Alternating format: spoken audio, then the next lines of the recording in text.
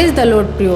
राजा दारा ने अपने पूरे राज्य के लिए बहुत सारे सेनापति, अधिपति और अधिकारियों को नियुक्त किया था। उसने दानियल और अन्य 2 अधिकारियों को उन सारे अधिकारियों के ऊपर अधिकार दिया था। तब उन अधिकारियों ने एक दूसरे से कहा, हम उसके धर्म को छोड़ और किसी बात में कोई दोष नहीं निकाल सकते हैं। इसलिए वे राजा से मिलने के लिए गए और उन्होंने राजा से कहा, हे राजा, हम लोग जो आपके राज्य के उच्च अधिकारी है, आपसे एक विनती करना चाहते हैं। कृपया इस बात की कठोर आज्ञा दे कि 30 दिनों तक कोई भी आपको छोड़कर दूसरे किसी भी देवी देवता या ईश्वर की उपासना नहीं कर सकता, और जो कोई भी आपकी इस आज्ञा को तोड़े उसे शेर की मान में डाल दिया जाए। जब दानियल ने इस आज्ञा के बारे में सुना तो अपने घर के ऊपर वाले कमरे में गया, घुटने पर होकर अपने परमेश्वर से दिन में 3 बार प्रार्थना करता रहा। जब दानियल के शत्रुओं ने उसे अपने परमेश्वर से प्रार्थना करते हुए देखा तो वे सभी मिलकर राजा के पास उसकी शिकायत करने के लिए गए। उन्होंने राजा से कहा, दानियल जो यहूदा देश का है, वह आपकी आज्ञा का पालन नहीं कर रहा है। वह दिन में 3 बार अपने परमेश्वर से प्रार्थना करता है। यह सुनकर राजा परेशान हो गया, क्योंकि वह दानियल से बहुत प्यार करता था। वह किसी भी तरह से दानियल को बचा लेना चाहता था। तब राजा ने आज्ञा दिया कि दानियल को शेरों की मांद में फेंक दिया जाए। फिर उस मांद को एक पत्थर से ढांप दिया गया।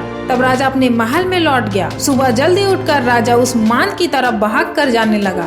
तब राजा ने बहुत दुखी होकर यह आवाज दी, हे दानियल, जीवित परमेश्वर के सेवक, क्या जिस परमेश्वर की सेवा तू इतनी विश्वास योग्यता के साथ करता है, वह तुझे शेरों के मुंह से बचा पाया है? तो दानियल ने उत्तर दिया, हे राजा, आप युगानुयुग जिए। परमेश्वर ने शेरों का मुंह बंद रखने के लिए अपने स्वर्गदूत को भेज दिया, ताकि वे मुझे हानि ना पहुंचा सके, क्योंकि मैंने तो ना परमेश्वर और ना ही राजा के विरुद्ध में कोई गलत काम किया है। तब सैनिकों ने दानियल को बाहर निकाला और यह पाया कि उसे कुछ भी हानि नहीं पहुंची है, क्योंकि उसने उस परमेश्वर पर भरोसा रखा था। तब राजा ने यह आज्ञा दी कि दानियल पर दोष लगाने वाले सभी लोगों को कैद कर लिया जाए और उन्हें शेरों की मांद में डाल दिया जाए। इससे पहले कि वे शेरों की मांद के तल तक पहुँचते, शेरों ने लपक कर उनकी हड्डियों को तोड़ डाला। तब राजा दारा ने सभी देश के लोगों को यह पत्र लिखा, तुम्हारा कुशल हो। मैं यह आज्ञा देता हूँ कि मेरे पूरे राज्य में सभी दानियल के परमेश्वर का आदर करें। इस प्रकार राजा दारा और राजा कुस्रू दोनों के राज्य काल में दानियल के लिए सब कुछ बहुत अच्छा रहा। तो प्रियो, इस वीडियो के द्वारा हमने यह सीखा कि हमारा परमेश्वर जीवित है, जो हमें बचाता और छुड़ाता है,